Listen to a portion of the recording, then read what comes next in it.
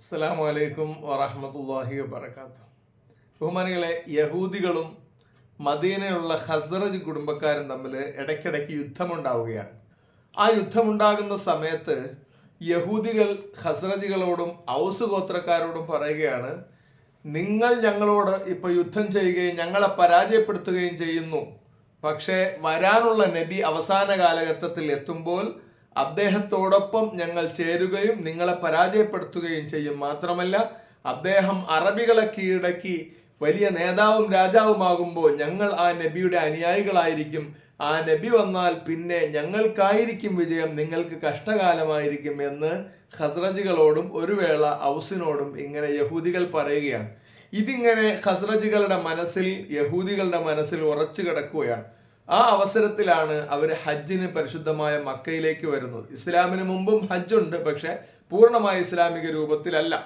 അപ്പോൾ അങ്ങനെ മക്കയിലേക്ക് ഹജ്ജിന് വരുമ്പോൾ മുസ്തഫായ നബി സല്ലല്ലാഹു അലൈഹി വസല്ലമങ്ങളുടെ ബിഅ്സത്ത് കഴിഞ്ഞ് ഏകദേശം നബി സല്ലല്ലാഹു അലൈഹി വസല്ലം നബിയായി കഴിഞ്ഞ് 11ാമത്തെ വർഷമാണ്.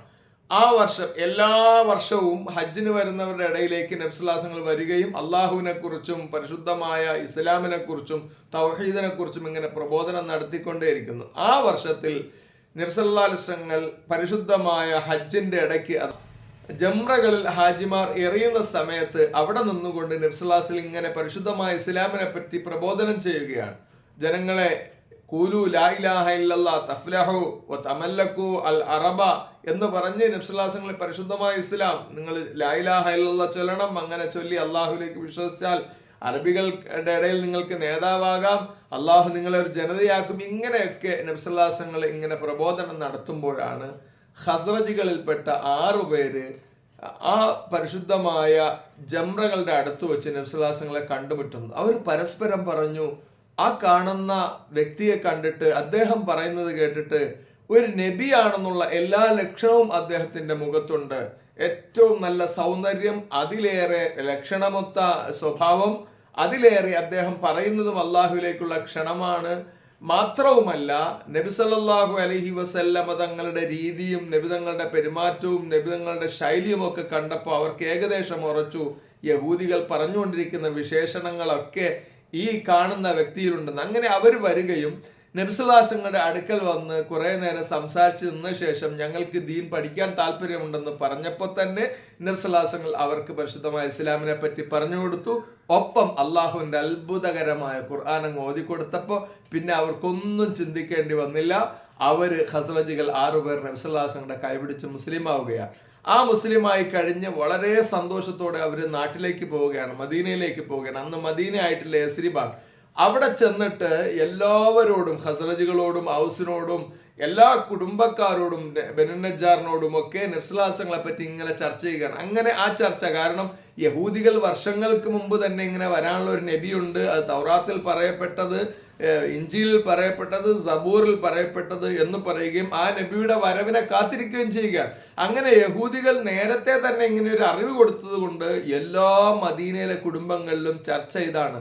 6 പേര് ഖസ്റജികൾ മക്കയിൽ പോയി അവിടെ വെച്ച് നബിയെ കണ്ടുമുട്ടി, അവർ സംസാരിച്ചു, അവർ ഇസ്ലാം സ്വീകരിച്ചു, അവർ ആ നബിയെ വിശ്വസിച്ചു എന്ന് അവര് അങ്ങോട്ടും ഇങ്ങോട്ടും എല്ലാ വീടുകളിലും ചർച്ചയായി. പിറ്റേ ഹജ്ജിന്റെ സമയമാകാൻ വേണ്ടി മദീനക്കാർ കാത്തിരുന്നിട്ട് ഖസ്റജികൾപ്പെട്ട 9 പേരും ഔസിൽപ്പെട്ട 3 പേരും അങ്ങനെ 12 പേര് പ്രതിനിധികളായി തിരഞ്ഞെടുത്ത ആ നബിയെ ഒന്നുകൂടെ കണ്ടുമുട്ടാൻ വേണ്ടി ഹജ്ജിന് അയക്കുകയാണ്. അവര് അതേ സ്ഥലത്ത് വെച്ച് ജംറകളുടെ പരിസരത്ത്, ഇന്നും ആ സ്ഥലം രേഖപ്പെടുത്തപ്പെട്ടിട്ടുണ്ട്, അവിടെ ഒരു പള്ളിയുണ്ട്. ആ പള്ളിക്ക് മസ്ജിദുൽ ബൈഅ എന്നാണ് പറയുന്നത്, അഥവാ നബി സല്ലല്ലാഹു അലൈഹി വസല്ലമയുമായിട്ട് ബൈഅത്ത് ചെയ്ത പള്ളി.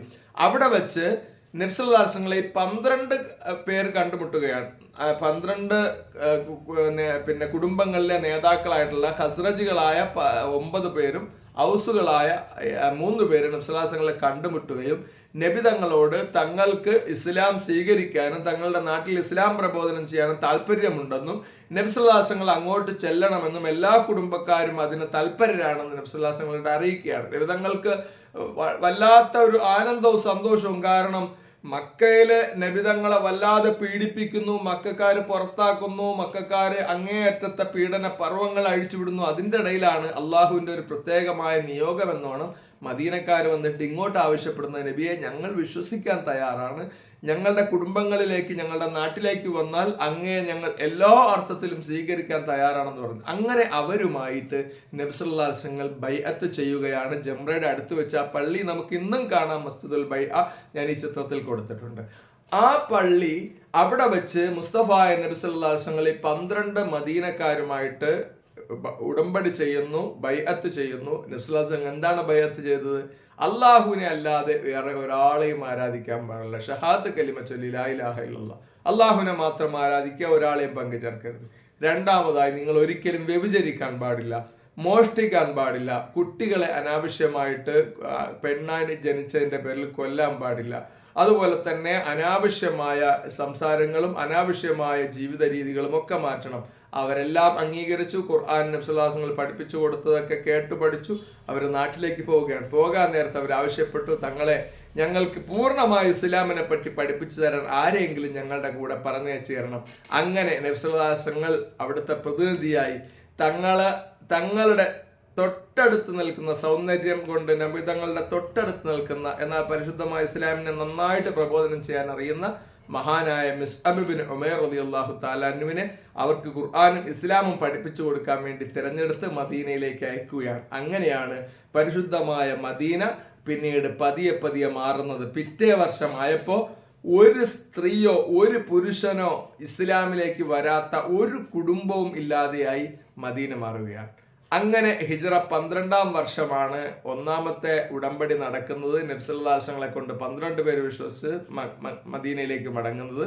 പിറ്റേ വർഷം നബി സല്ലല്ലാഹു അലൈഹി വസല്ലം അതേ ജംറകളുടെ പരിസരത്ത് ബൈഅത്തിന്റെ സ്ഥലത്ത് വെച്ച്, അവിടെ ഒരു മലഞ്ചെരുവിൽ വെച്ച് 73ഓളം മദീനക്കാർ കണ്ടുമുട്ടുകയും അവരൊന്നടങ്കം ഇസ്ലാം സ്വീകരിക്കുകയും നബി സല്ലല്ലാഹു അലൈഹി വസല്ലം പൂർണ്ണ അർത്ഥത്തിൽ മദീനയിലേക്ക് ക്ഷണിക്കുകയും ചെയ്തിട്ട്, നബി സല്ലല്ലാഹു അലൈഹി വസല്ലം എന്തായാലും മദീനയിൽ വരണം, ഞങ്ങൾ സ്വീകരിക്കും, ഞങ്ങൾ വീടും നിങ്ങൾക്ക് ആവശ്യമായ സകല സജ്ജീകരണങ്ങളും അവിടെ ചെയ്തു തരാം, അങ്ങ് ഞങ്ങളുടെ നേതാവായിരിക്കണം, ഒരിക്കലും അങ്ങേ ഞങ്ങൾ വഞ്ചിക്കുകയില്ല, ഞങ്ങൾ അങ്ങേ വിട്ട് പോകാൻ പാടില്ല. ഇങ്ങനെ മദീനക്കാരുമായിട്ട് രണ്ടാമത്തെ ഉടമ്പടി നബി സല്ലല്ലാഹു അലൈഹി വസല്ലം ഹജ്ജിന്റെ സമയത്ത് ചെയ്യുകയാണ്. അങ്ങനെയാണ് മദീനയിലേക്ക് പോകാൻ വേണ്ടി നബി സല്ലല്ലാഹു അലൈഹി വസല്ലം സ്വഹാബാക്കളെ പ്രേരിപ്പിക്കുകയും മക്കയിലുണ്ടായിരുന്ന ഒട്ടുമിക്ക സ്വഹാബാക്കളും, ആദ്യം പോയത് ഹംസത്തുൽ ഖറാർ റളിയല്ലാഹു അൻഹു, ഉമർ ഇബ്നുൽ ഖത്താബ് റളിയല്ലാഹു തആല അൻഹു, ഉസ്മാൻ ഇബ്നു അഫ്ഫാൻ റളിയല്ലാഹു അൻഹു, സുബൈർ ഇബ്നുൽ അവ്വാം റളിയല്ലാഹു തആല അൻഹു, ഇങ്ങനെയുള്ള അബൂ ഹുദൈഫ റളിയല്ലാഹു അൻഹു, ഇങ്ങനെയുള്ള സ്വഹാബാക്കളാണ് ആദ്യം പോകുന്നത്. അങ്ങനെ പോയി